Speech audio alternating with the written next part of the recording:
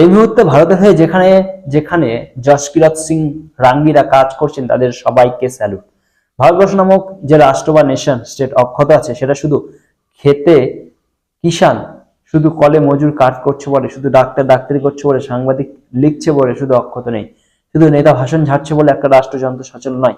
এই প্রকাণ্ড রাষ্ট্রকে সচল রাখতে কিছু স্বার্থহীন পেশাদার দিনরাত থ্যাঙ্কলেস ফেসলেস কিছু কাজ করে যায়। এদের নামে জয়ধ্বনি হয় না, কারণ অন্তরাষ্ট্রীয় খাতার কলমে এদের কোনো উল্লেখ থাকে না।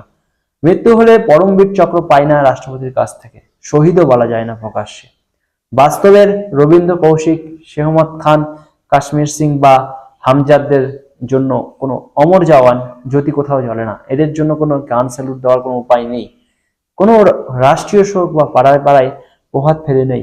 থ্যাঙ্কলেস জব বোধহয় এটাকেই বলে। কোনোদিন যদি ইচ্ছেও হয় থ্যাংক ইউ জানাতে আসল নামটা পাবেন না, আসল পাসপোর্ট পাবেন না, কিন্তু যতবার শত্রুর মনস্কামনা বিফলে যাবে আর আমাদের দেশ অক্ষত থাকবে, জানবেন কোনো ছায়া মানুষ নিজের কাজটা ঠিক করেছে। ধুরন্ধর লোক বটে এরা।